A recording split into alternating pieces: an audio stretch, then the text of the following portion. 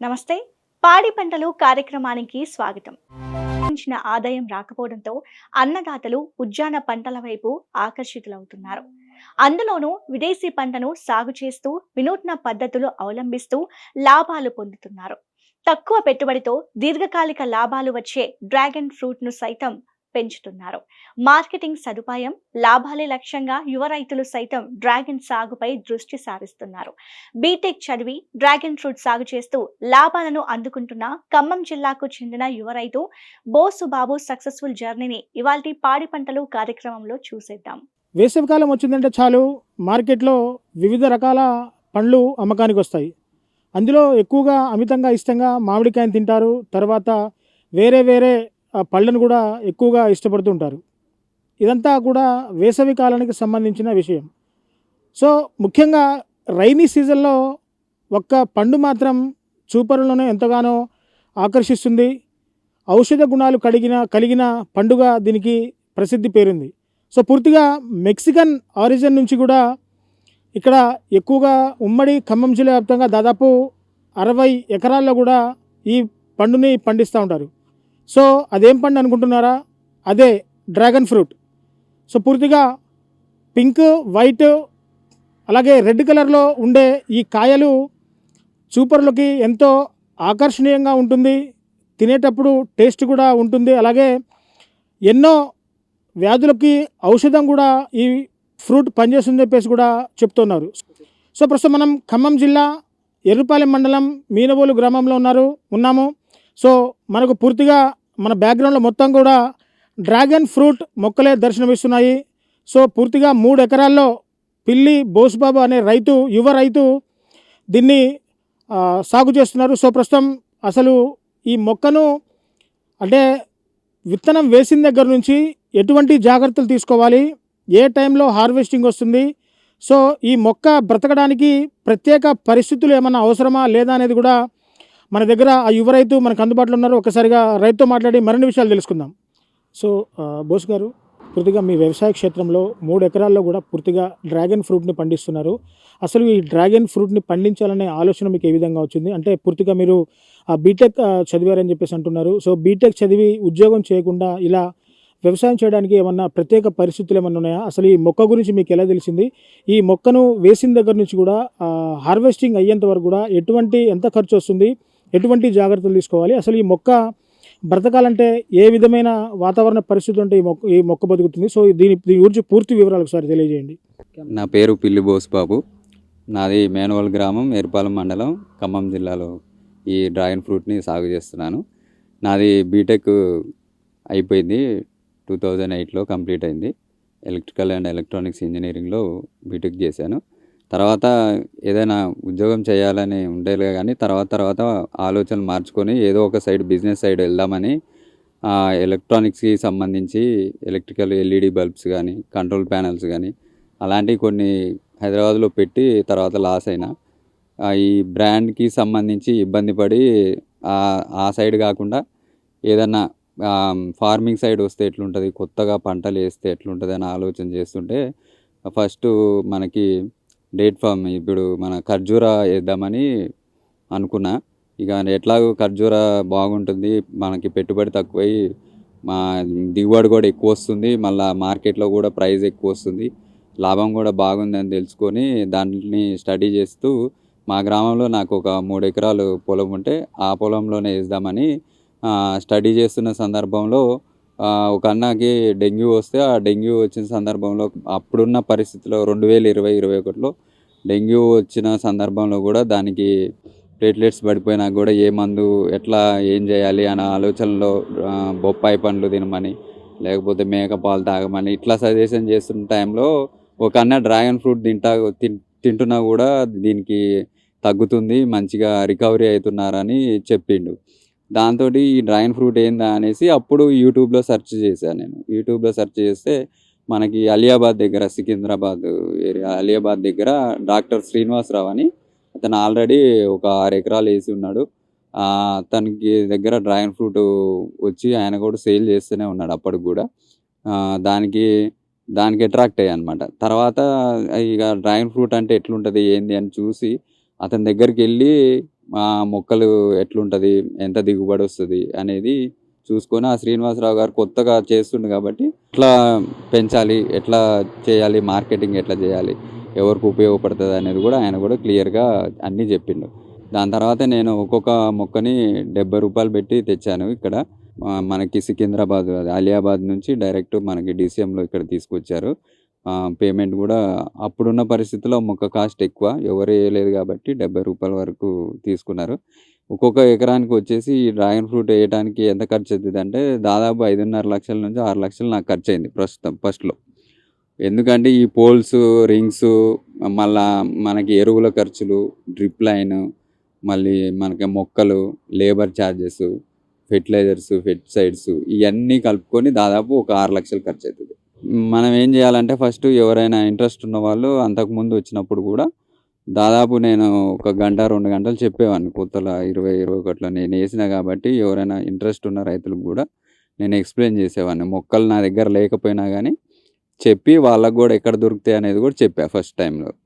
అయితే ఫస్ట్ మనం ఒక ఎకరానికి ప్లాన్ చేయాలంటే మినిమం మనం చూసుకోవాల్సింది ఏంటంటే ఇప్పుడున్న పరిస్థితుల్లో మార్కెట్లో ఎంత పోతుంది, ఎంత ప్రైస్ డ్రాగన్ ఫ్రూట్ కేజీ ఎంత పోతుంది, ఇప్పుడున్న పరిస్థితుల్లో మనకి ఎకరానికి ఎంత ఖర్చు అవుతుంది, ఆ ఖర్చు అయిన తర్వాత మనకి ఒక్కొక్క ఎంత దిగుబడి వస్తుందో క్యాలిక్యులేషన్ చేసుకొని మార్కెట్లో ఇంత అమ్మగలుగుతున్నాం, మనకి రిటర్న్స్ ఒక 2 ఇయర్స్లో వస్తున్నాయా రావట్లేదా అని చూసుకొని మాత్రమే వేయాలి. ఎందుకంటే యూట్యూబ్లో చెప్పినట్లు గతంలో ఒక్కోసారి 10 లక్షలు వస్తున్నాయి, ఆ రోజులు మొత్తం మారిపోయింది ఇప్పుడు. ఎందుకంటే మార్కెట్ రేటు తగ్గిపోయింది. మార్కెట్ రేటు అంతకుముందు నేను 150 అమ్మా 2020, 2021లో, ఇప్పుడు 80 రూపాయలు, 70 రూపాయలకే నేను హోల్సేల్గా వేయాల్సి వస్తుంది. దీన్ని దృష్టిలో పెట్టుకొని ఎవరైనా వేయాలి అనుకుంటే మనకి దిగుబడి ఎంత వస్తుంది, మనకి పెట్టుబడి ఎన్ని సంవత్సరాల్లో తీరుతుంది అనేది ముందు క్యాలిక్యులేషన్ చేసుకున్న తర్వాతనే మనం ఈ పంట మీద వేయాలా వద్దా అనేది ఒక డిసిషన్ అయితే తీసుకోవాలి. మార్కెట్ని స్టడీ చేయకుండా అయితే ఇప్పుడున్న పరిస్థితుల్లో డ్రాగన్ ఫ్రూట్కి రాకండి. ఫస్ట్లో నాకు 2021లో పోల్ వచ్చేసి ఒక్కొక్కటి 275 రూపాయలు పడింది, రింగ్ వచ్చేసి 125 రూపీస్, మొత్తం 400 పడింది. ఈ ఎకరానికి పోల్స్ వచ్చేసి 500 పోల్స్ పడతాయి. 500 పోల్స్, 500 రింగ్స్, మళ్ళీ ఒక్కొక్క పోల్కి వచ్చేసి 4 మొక్కలు వేయాలి. అంటే ఎకరానికి 500 అంటూ 4 వేస్తే 2000 మొక్కలు. సో పూర్తిగా డ్రాగన్ ఫ్రూట్ మొక్క ఒక్క ఎకరానికి ఎన్ని మొక్కలు పడతాయి? యాక్చువల్గా ఇక్కడ ప్రత్యేక పరిస్థితులు అయితే నాకు ఇక్కడ కనిపిస్తూ ఉన్నాయి మీ తోటలో. సో ఒక్కొక్క మొక్కకి డిగ్రీలు చేసిన సర్టిఫికెట్లు వస్తున్నాయి కానీ జాబులు మాత్రం రావడం లేదంటూ ఆవేదన వ్యక్తం చేసే నిరుద్యోగుల సంఖ్య లక్షల్లో కాదు, దేశవ్యాప్తంగా కొన్ని కోట్లలో ఉంది. కానీ ఉద్యోగం లేదని నిరాశ పడకుండా తనకున్న తెలివితేటలనే పెట్టుబడిగా పెట్టి లక్షలు సంపాదించేవారు మాత్రం చాలా అరుదుగా ఉంటారు. మీరు ఇప్పుడు చూడబోయే యువ రైతు పిల్లి బోసుబాబు 2వ వర్గానికి చెందినవాడు. ఖమ్మం జిల్లా ఎర్రుపాలెం మండలం మీనవోలు గ్రామానికి చెందిన బోసు బీటెక్ పూర్తి చేసి ఉద్యోగం వైపు ఆలోచనలు పోనీయకుండా వ్యాపారం మొదలుపెట్టాడు.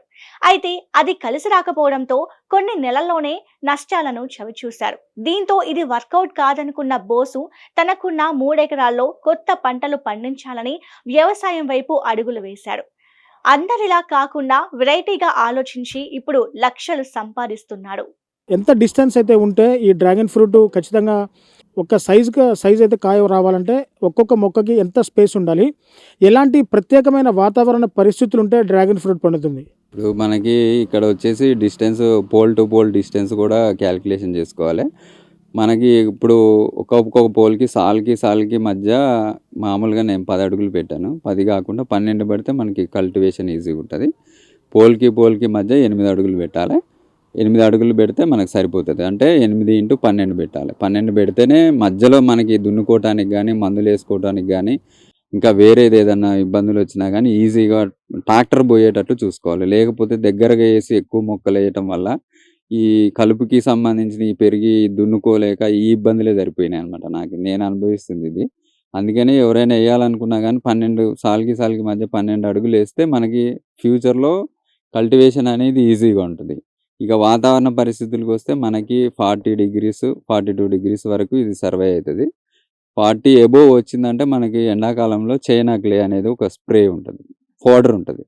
దాన్ని స్ప్రే చేయాలి. స్ప్రే చేయకపోతే ఏమైందంటే హీట్ రెసిస్టెన్స్ లేక ఈ ఈ మొక్క ఈ స్టెమ్ అంతా ఎల్లో కలర్ అయిపోతుంది. ఈ స్టెమ్ అంతా ఎల్లో కలర్ అయిపోయి దాంట్లో ఉన్న వాటర్ కంటెంట్ కారిపోయి ఈ స్టెమ్ ఖరాబ్ అవుతుంది అన్నమాట. అది దాని ఖరాబ్ కాకుండా ఉండటానికి మనకు ఒక 4-5 degrees తగ్గించేటట్లు ఉండటానికి మనం చైనా క్లేప్ స్ప్రే చేస్తాం. దీని తర్వాత మనకి ఇంకా ఇప్పుడు పోల్ టు పోల్ సాల్కి మధ్య డిస్టెన్స్ అవన్నీ కరెక్ట్గా వేసుకొని మనం పోల్ కూడా 5 feet పైకి ఉంచుకోవాలి. మొత్తం 7 feet చూసి మనం 7 అడుగుల పోల్ని తయారు చేసినాం. ఈ పోల్ 2 అడుగులేమో భూమిలోకి పోయింది, 5 అడుగులేమో పైకి వచ్చింది అన్నమాట. ఈ 5 అడుగులు పెట్టుకోవడానికి రీజన్ ఏంటంటే ఈ కొమ్మలు ఇట్లా వాలినప్పుడు కింద ఆనకుండా ఉండాలి. కింద ఆనకుండా ఇప్పుడు 3 feet పెట్టవచ్చుగా లేదా 4 feet పెట్టుకోవచ్చుగా అనుకుంటారు, కానీ 5 feet అయితే మనకి ఏంటంటే కట్ చేసుకోవడానికి వీలుగా ఉంటుంది. ఇవి కింద ఆనకుండా ఉంటే కాయ కూడా క్వాలిటీ వస్తుంది అనే ఉద్దేశంతో ఈ రింగు పోల్ ఈ సిస్టమ్ తయారు చేసింది. మనకి డయామీటర్ వచ్చి రింగ్ కూడా 2 డయామీటర్ తీసుకున్నాం అనమాట. 2 డయామీటర్ 2 ఉంటేనే మనకి రింగులో నుంచి ఇట్లా బయటికి వచ్చినప్పుడు అవి ఎటు సైడ్ వాలి అటు సైడ్ వాళ్తుంటాయి అన్నమాట. అట్లా చేసుకొని మనం పెంచుకోగలిగితేనే ఫ్రూటింగ్ ఎక్కువ వస్తుంది. మనకి ప్రతి కొమ్మకు కూడా ఎండ తగలాల, వాన తగలాల, అప్పుడే మనకి ఫ్రూట్ వస్తుంది, లేకపోతే రాదు. ఎప్పుడైనా ఎక్కువ వచ్చినాయని అనుకోండి కొమ్మలను కూడా కట్ చేసేసేయాలి. ఇంకోటి ఏంటంటే దీనికి డిసీజెస్ వస్తాయి. ఆ డిసీజెస్ ఏంటంటే ఇప్పుడు ఒక్కొక్కటి మచ్చలు వస్తాయి. ఆ మచ్చలు వచ్చినప్పుడు సింపుల్గా మనం ఫస్ట్ స్టార్టింగ్లోనే ఆ మచ్చలు ఏందో చూసి స్ప్రింట్ కానీ సాఫ్ కానీ కొడితే క్లియర్ అయిపోతుంది, ఇబ్బంది లేదు. కాకపోతే దాన్ని అట్లనే ఉంచితే మొత్తం స్టెమ్ని ఆగం చేస్తుంది, మళ్ళా కాయలు కూడా పాడైతే కాయలకి మచ్చలు ఉంటే మార్కెట్లో ప్రైస్ కూడా రాదు. మెక్సికన్ ఆరిజిన్ కాక్టాక్ ఫ్యామిలీకి చెందిన డ్రాగన్ ఫ్రూట్ ను పెంచుతున్నాడు బోసు. 3 ఎకరాలకు అవసరమైన మొక్కలను ఆలియాబాద్ నుంచి మొక్కకు 70 రూపాయలు చెల్లించి తెప్పించాడు. పోల్స్, రింగ్స్, డ్రిప్స్, ఎరువులు, లేబర్ ఇలా అన్ని కలుపుకొని ఎకరానికి 6 లక్షల వరకు పెట్టుబడి పెట్టాడు. మొక్క నాటిన ఏడాది తరువాత దిగుబడి మొదలవుతుంది. మొదటి సంవత్సరం దిగుబడి తక్కువగా ఉన్నా పోను దిగుబడి పెరుగుతుందని ఈ యువ రైతు చెబుతున్నాడు. ఎకరానికి ఎంత లేదన్నా 5 నుంచి 8 క్వింటాల కాయ దిగుబడి సాధించవచ్చని బోసు చెబుతున్నాడు. మొక్క వేసిన దగ్గర నుంచి కూడా మొక్క పెరగడానికి ఎన్ని రోజుల సమయం పడుతుంది, పెరిగిన మొక్క పండు దిగుబడి ఇవ్వాలంటే కూడా ఎంత సమయం పడుతుంది, ఒక్కసారి మొక్క పూర్తి స్థాయిలో పెరిగిన తర్వాత హార్వెస్టింగ్ అనేది ఎన్ని సంవత్సరాల వరకు ఒక మొక్క ఇస్తుంది సార్ దిగుబడిని? ఇది మొక్క వేసిన దగ్గర నుంచి మనము రైనీ సీజన్లో వేసుకోవాలి. జూన్ జూలైలో వేస్తేనే మనకి నెక్స్ట్ మళ్ళీ రైనీ సీజన్ వచ్చినప్పుడు అంటే 12 monthsలో మనకి ఇది ఫ్రూట్ వస్తుంది. ఈ 12 months దాకా కూడా మనం పెంచుకోవాలి. పెరిగేటప్పుడు మనం ఫెర్టిలైజర్స్ కానీ ఆర్గానిక్ కానీ వేసినాక కింద నుంచి మెల్లగా పెరుగుతుంటే దానికి అది ఆ కొమ్మ పడిపోకుండా దాని చుట్టూ మనం ఒక దారం పెట్టి కానీ గుడ్డ పెట్టి కానీ కట్టి దాన్ని పైకి తీసుకుపోవాలి. అది అట్లా పైకి తీసుకుపోయినాక రింగ్లో నుంచి బయటకు వచ్చినాక మనకి దాదాపు ఒక 12 నెలల్లో అంటే నెక్స్ట్ జూన్లో మళ్ళీ వర్షం పడినప్పుడు ఆ స్టెమ్కి ఫ్లవర్ వస్తుంది. ఆ ఫ్లవర్ వస్తే కాకపోతే ఫస్ట్ ఇయర్ ఏమవుతుందంటే కొన్ని కొమ్మలు వస్తాయి. ఆ కొన్ని కొమ్మల్లో మనకు ఫ్రూట్ వచ్చినప్పుడు ఒక 5 క్వింటాలు లేకపోతే 8 క్వింటాలు వస్తుంది ఎకరానికి. అంటే మనం పెట్టుబడి ఖర్చులు వస్తాయి అన్నమాట. సెకండ్ ఇయర్ వచ్చేసరికి మళ్ళీ మనం దానికి కొంచెం డబుల్ అవుతుంది, ఒక 2-3 టన్నుల దాకా వస్తుంది, 3 టన్నుల దాకా వస్తుంది. అంటే ఈ కొమ్మలన్నీ పెంచుకుంటాం కాబట్టి అట్లా మ్యాక్సిమం వచ్చేసరికి నాకు వచ్చేసి 7 టన్నులు వచ్చింది. అది కూడా థర్డ్ ఇయర్ నుంచి 7 tons per ఎకరా వచ్చింది అనమాట. ఆ 8 టన్నులు కూడా మనకి సీజన్ వచ్చేసి జూన్ నుంచి అక్టోబర్ దాకా ఉంటుంది. మేలో మనకి ఫ్లవర్ వస్తుంది. ఆ మే నుంచి మనకి అక్టోబర్ దాకా ఫ్లవరింగ్ వానలో ఉంటే వస్తుంది ఫ్లవరింగ్, లేకపోతే రాదు. అక్టోబర్లో లాస్ట్లో ఫ్రూట్ కటింగ్ అయితే జరుగుతుంది. అట్లా మనకి సీజన్కి వచ్చేసి మనకి జూలై నుంచి అక్టోబర్ దాకా ఫ్రూట్ దొరుకుతుంది. జూలై నుంచి అక్టోబర్ దాకా మనకి 8 times కటింగ్ వస్తుంది. ఈ 8 సార్లు కటింగ్ వచ్చినప్పుడు ఒక కటింగ్లో ఎక్కువ రావచ్చు, ఒక కటింగ్లో తక్కువ రావచ్చు. అట్లా ఆల్టర్నేట్గా వస్తుంటుంది, తగ్గుతుంటుంది. ఆ ఫ్రూట్ ఎప్పుడైతే పండుతుందో కొంచెం ఒక 2 days ముందే మనం చూసుకొని దాన్ని కట్ చేసుకొని మార్కెట్కి చేసుకోవాలి. ఫ్రూట్ బాగా పండినప్పుడే టేస్ట్ వస్తుంది, కలర్ కూడా మంచిగా పింక్ కలర్ ఉన్నప్పుడే ఫ్రూట్ క్వాలిటీ ఉంటుంది, టేస్ట్ వస్తుంది, చూడటానికి కూడా బాగుంటుంది. ముందే కట్ చేసి పంపించడం వల్ల ఫ్రూట్లో స్వీట్నెస్ అనేది రాదు.